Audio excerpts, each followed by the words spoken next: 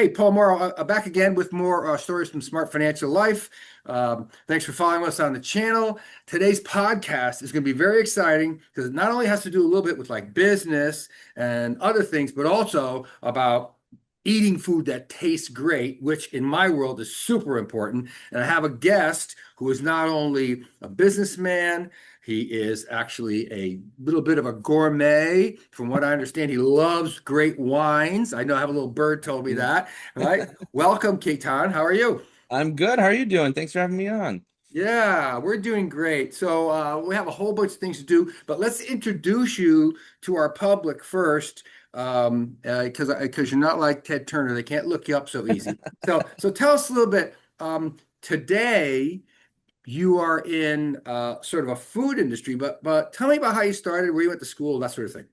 Yeah, for sure. I got my start. I went to RPI, Rensselaer Polytechnic, up near Albany, New York. Did my major in electronic media, arts, and communication. It was this merger of all these interesting programs, and a minor in business too. I worked up there for a while after school at an agency doing digital marketing, web analytics, that sort of fun stuff. And then I Yeah. moved to New York City to work on a startup doing the same kind of a thing. Went back to school for my MBA at NYU down here. And then I switched over to American Express doing acquisition market. So again, it's all acquisition marketing, digital marketing. I was over there for about 5 years, left there, started my own consulting company, which still exists, doing marketing consulting. That's given me a lot of foundation for starting this food venture business that Yeah. we're going to talk about. Yeah. Yeah, so that's great. So like everybody else in life, your trajectory was not a straight line, obviously, all right? You took a couple of mean left turns, right? To get yourself from RPI, school, etc. So now you're in New York City, and I know a little bit about your personal life because I happen to also know some people in your personal life, and you have little medical professionals in your background, let's say. Yes, yes. Yes, yes, you do. So tell us all like how you went from marketing and digital media and all that into this new space. I'm going to let you describe as sort of the food industry. Would you call it the food Mm. industry? Yeah, for sure. Yeah, definitely the food industry, CPG, consumer packaged goods. Yes, never set out to be a food business founder. But all throughout my journey, as I told you, went to college and New York City, all these stuff. Through all that, I've had stomach problems probably since I was 16 or 17. As you know, my father's a doctor, and he brought me to his friends to try to figure out what's going on. Never figured it out. Kept doing random tests and colonoscopies all into my 30s to no avail, really. Eventually I stumbled on some data that had illustrated that this newfound source of stomach troubles was due to carbohydrates in various ingredients, simple sugars called FODMAPs, that are in things you wouldn't expect: apples, cherries, garlic and onion, wheat, like just random stuff. So once I found that out, I went to Mount Sinai here in the city, asked them for a specific test to find out, is this really the deal? Did it. They threw me in a dark room in the back and I breathed in this machine for like 6 hours. But yeah, Really, it there's confirmed. Yeah. so you discovered it, Yeah. but there was already a testing protocol for this? I found this I discovered that there had been research done about this to discover that these cause fermentation troubles in people's Okay. guts. I was like, that kind of sounds like what I have because it's like random things that are quote healthy are making me sick. You eat a bowl of raspberries, like what's going on? So so I went over there, got this interesting test, and the graphs kind of like show that that's all Yeah. happening in your gut. So I mean, so then the journey there, right? I love to cook and eat, and I was like, oh my God, I can't eat all these great, garlic and onion, right? Those are really high in these FODMAPs. And it's like, oh my God, that's in every. My father's Indian, right? It's in all those foods, and we eat Right. Italian food in New York City all the time. It's just like troublesome. But what I was able to find out was there's other plants out there in the world that no one really pays attention to that taste like garlic and onion, but are much, much easier on digestion. So So I did you go through a started, period of yeah. time, like one of my great friends, a very successful guy, wonderful guy, we've traveled the world together and done different things, and he has some terrible allergies. And so did Mm. you go through a period of time where every time you sat down in a restaurant, it was a 20-minute discussion about what not to put in my plate?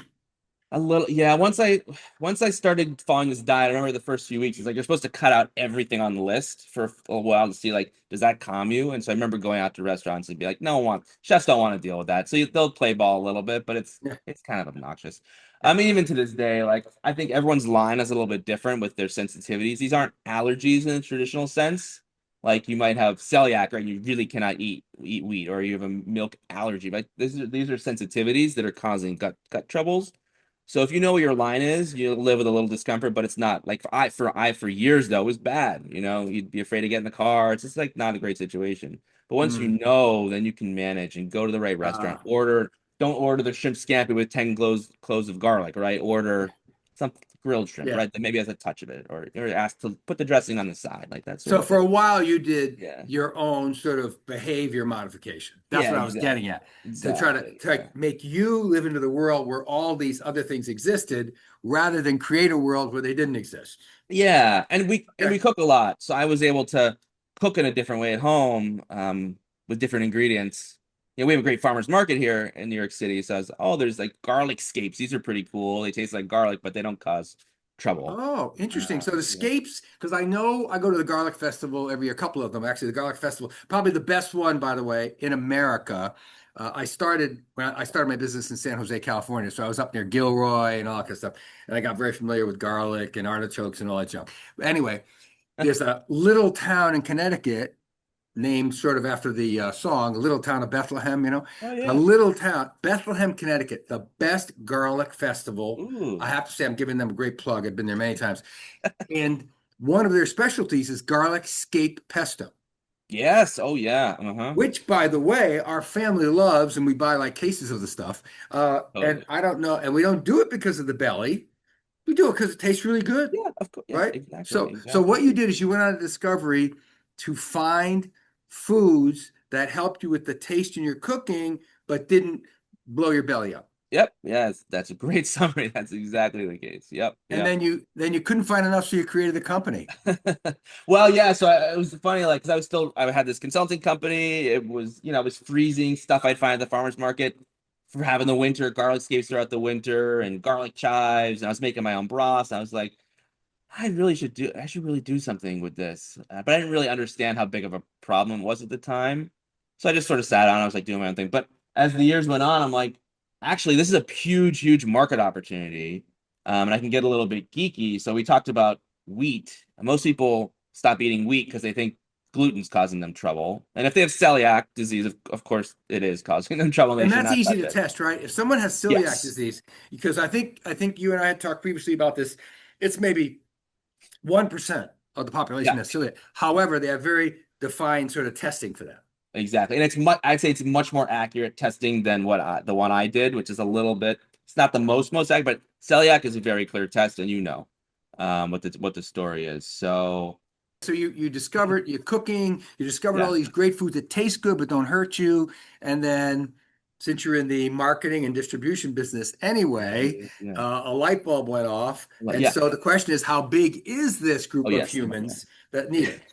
Exactly. Yeah. So if less than 1% of people have celiac, as it turns out, folks that suffer from issues with these carbohydrates digesting properly in your gut, it's at least 10 times larger. So almost a billion people on the planet have irritable bowel syndrome. And if you eat this lower FODMAP way, 80% of them feel better by following that way of eating. And that's a billion people. And there's a study from a couple years back. They surveyed US consumers, 2 out of 3 say they have digestion challenges weekly. So like we all know somebody who's like, I don't feel that great in my stomach Yeah. all the time. And that really is all of us. And I believe while the education level is not there yet, I believe the FODMAPs, the data really shows it's the FODMAPs causing this problem. And by eating a reduced amount of them, you feel better. The data is really clear Okay. on this.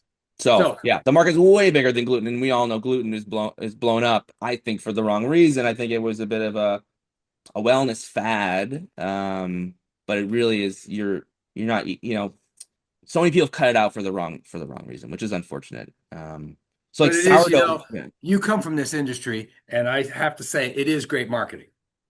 So, Oh, oh, of course, it's great. Yeah, I mean, they slap gluten free yeah, on label, and holy cow, it's like, in fact, it's funny. I just wrote a book about longevity, which is one of the another new fad titles. I mean, you slap a longevity title on something, right? Yeah, And yeah, it attracts a whole, but it's like the number eight thing on search on Google or something. How can I live longer? So, yeah. and again, I mean, I wrote mine primarily about, lifestyle and money and whatever, but food is a big part of a longevity Yeah. plan, making you live longer. You have to digest food that helps you and get quality food. So tell me about the Mhm. evolution. Okay, so the company is called Gourmand Gourmend. So it's or a merger Mend. of gourmet and mending your health, your gut health, and I think overall health. I mean, to your point about longevity, like you can make a low FODMAP product and fill it with crap. But we've made lower FODMAP products that are organic and they use real ingredients and there's no preservatives or fillers. We leave our broths unsalted for heart health, and so you can do what you want to do. And I think there's a lot of better for you food companies out there that are still putting a lot of junk, hidden junk and stuff. And so we wanted to really live up to the brand name. It's truly gourmet items that are health mending across the board. Oh, okay, I get it now. It's gourmet items that are mending. So what you're saying is that that condition is fixable. It's not something that you can't fix by eating properly and making your irritable bowels go away and your tummy aches and all that kind of stuff. Yeah, I wouldn't call it a cure in the traditional medical sense, but it's managing your symptoms by eating lower FODMAP is going to make your gut feel better.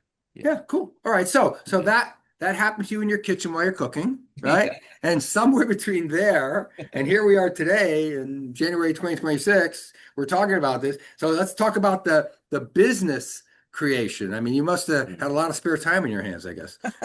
So so I launched I was like after I told you the market size is big, let's give this a shot. It was COVID the summer, like when COVID hit June 2020. I probably started working a year before that, but I launched one product just to see what'll happen. Garlic, we talked about garlic scapes. I was like, I worked with a farm nearby and I bought a bunch of garlic scapes and we shipped them and we froze them and we freeze dried them and powdered them to turn it into a seasoning. Okay. That was the first product, launched it, like midnight on June during COVID. Everybody was home. I think it sold 100 bottles just that one night. It's never been a day like that again. It was crazy. And we packed them all at the apartment, stacked up on the walls. And everyone's doing the math. I had to bribe the doorman and the mail people to take the bunch of boxes, but it was fun. It's like, I guess there's a thing here. Yeah. Yeah. Yeah. So that's what happened. And so for people that are following us along, and I want to keep them up to date because not everybody stays to the end of everything. So for them searching, it's Gourmend Mhm. and you're easy to find online. Is that how you sold your first 100 bottles online? Yeah, yeah. The business was 100% online those early days, and it's still by majority online. So Amazon, our website, gourmandfoods.com, and Amazon. We're in a couple hundred great premium stores across the country as well. Erewhon, Mom's Organic, Central Market, those kinds of great places. Organic, food co-ops around the country too. Yeah, yeah. So that's the business plan. The business plan is to stay online plus get a foothold in these like premium stores. I know my daughter doesn't shop anywhere than Whole Foods. It's just like one of her things, Yeah. and she feels like she's contributing to her own wellness. And so because it's a premium product, and I guess it's probably fair to ask, is this a product where you have to pay a lot of extra to get good quality, or is it sort of like a reasonably priced product? Let's talk about that. Yeah, yeah. If you look at so we do should probably state clearly too. We do broths and seasonings. Okay. So from a bone broth. So bone broths, I'd say from a premium standpoint, we're priced about the same as other premium bone broths in the Okay. category, right? So it's not the 2.99 bone broth that's made with chicken broth powder Mm. and weird fillers that even a 365 will put out something like that. But if you look at like Kellen Fire and Bare Bones and some of those types of brands, we're in that range. So it'll be 8.99, 9.99 for a bone broth. That's organic, right? It got all the other things that some of the even premium brands don't have. Organic, unsalted, made really well, and this low FODMAP dimension. Our spices are a little bit more premium, like a standard garlic powder you can get for a couple bucks. These are they're $20, really premium, um, solving a problem, but they're really unique and awesome. Like nobody makes garlic chive powder, garlic scape powder in the world besides us, and we've got to really invent the supply chain to do that. So as we grow, of course, we'll have more cost efficiencies. But for now, it's a real um, custom labor love to make those. Well, having coming from a family of big eaters and great cooks and all that stuff, I will tell you.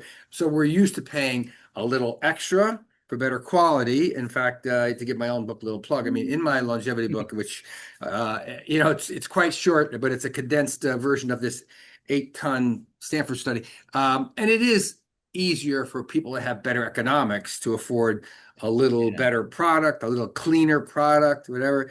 And frankly, we again, I'll go back to the garlic festival experience I have.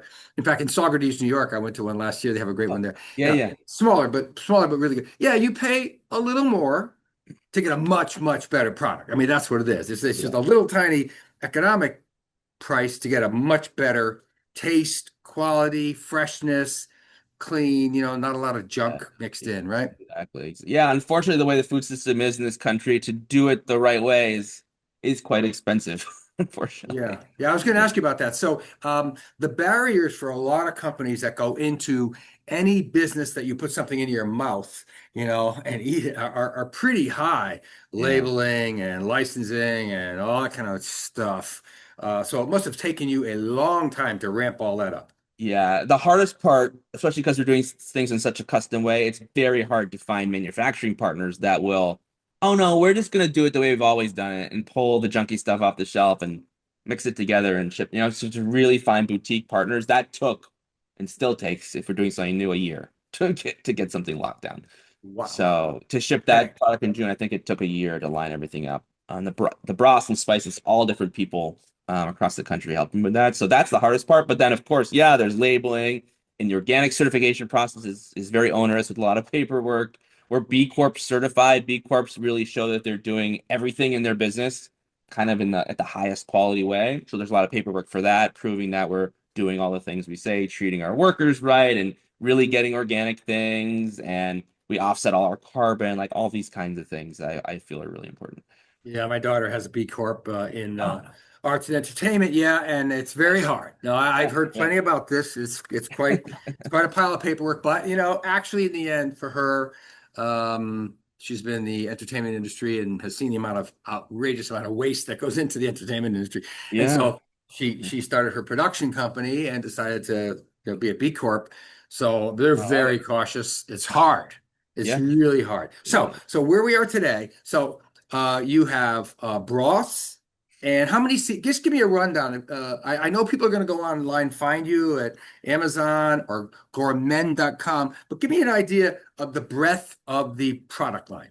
Yeah. So you've got three broths, chicken, beef, vegetable, kind of your three primary flavors for doing what you want to do.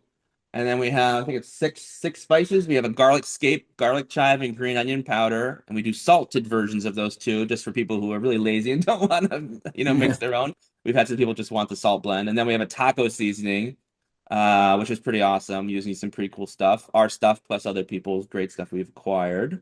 And then we just launched a bone broth powder, like if you're traveling on the airplane, you go in the gym or the office. We took our liquid chicken broth and we freeze dried it. So it's the same ingredients without any weird fillers.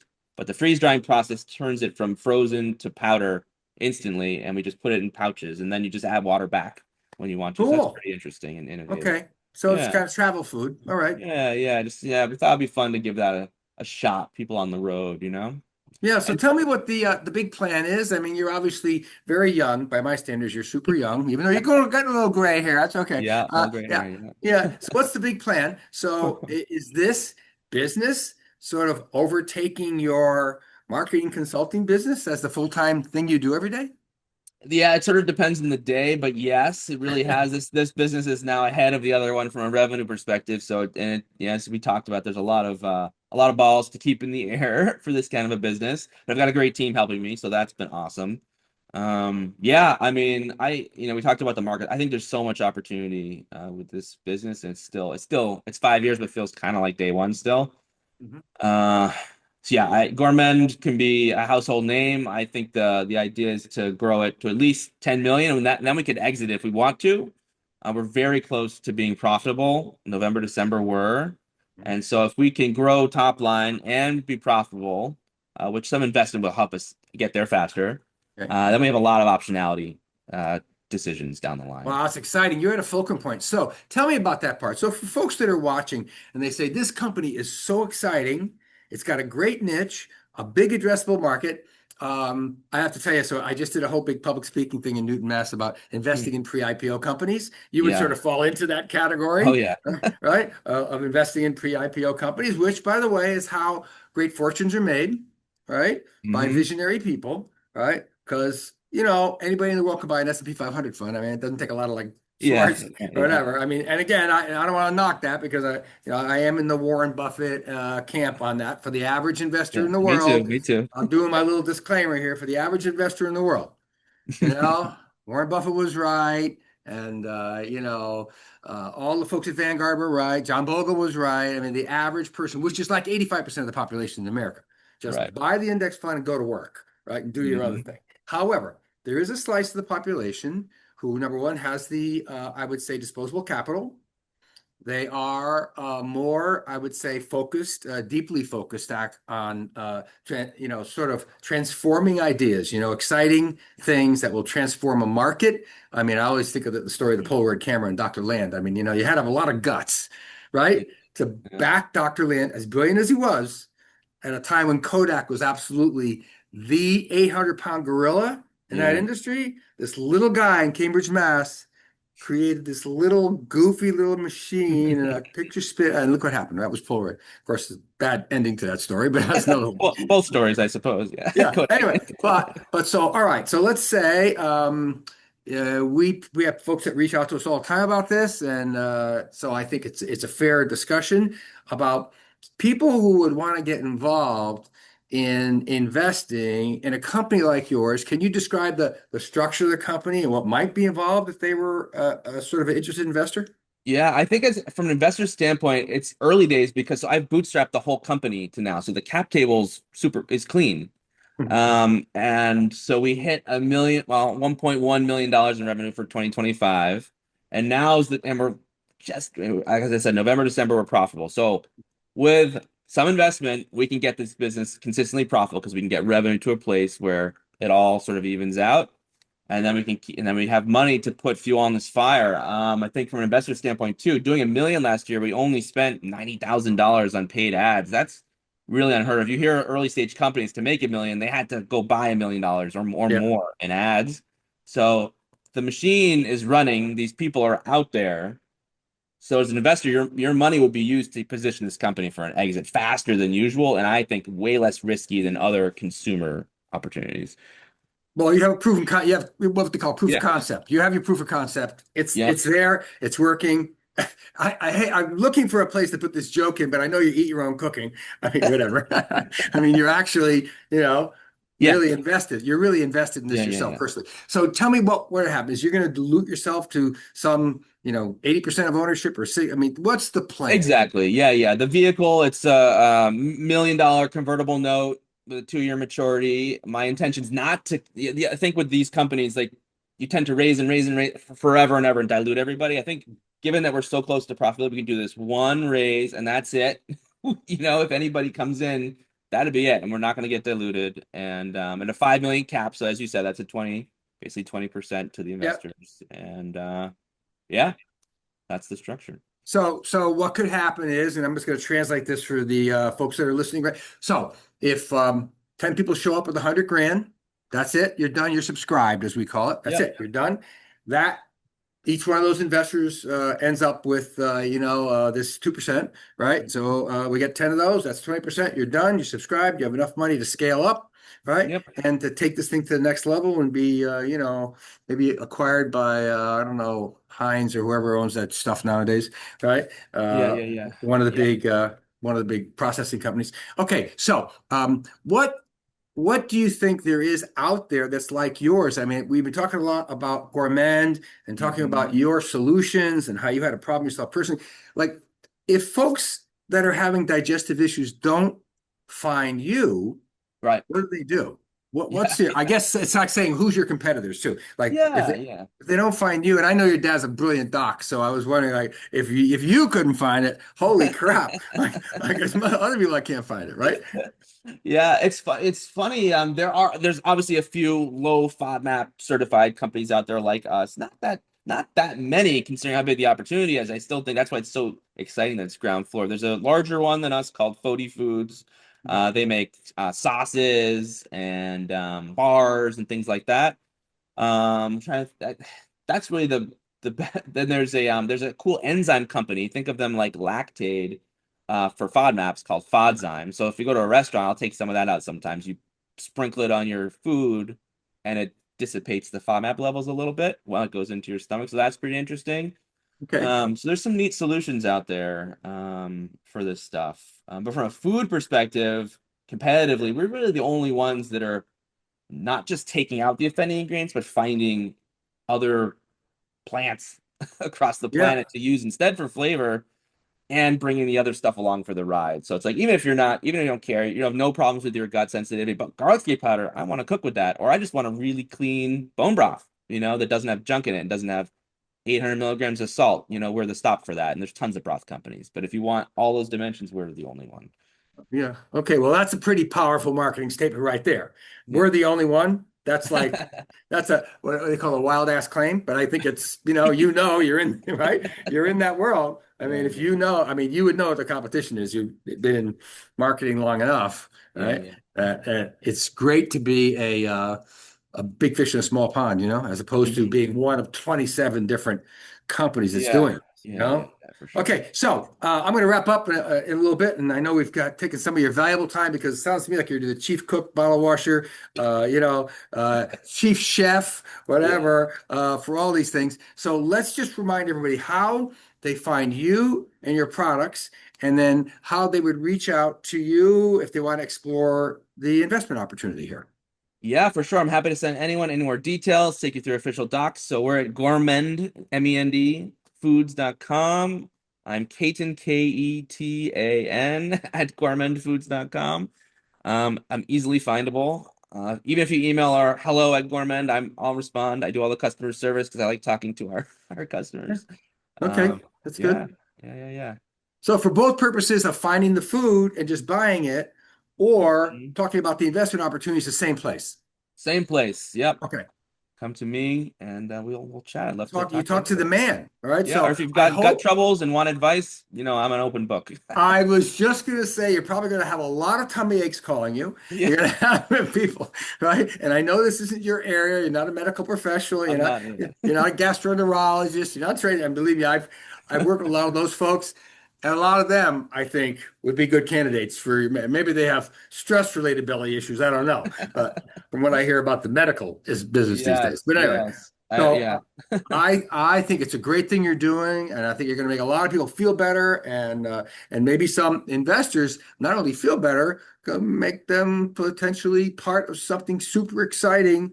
You know, I would say pre-launch. You might be on the launch pad with the smoke coming out, but you haven't quite blasted into the universe yet. So let's Yeah, see if we yeah. can buy you some rocket fuel. So, folks that are listening, I'm Paul Merrill. This is Smart Financial. I want to thank you for listening up. By the way, you had any questions, missed anything, always you reach out to us.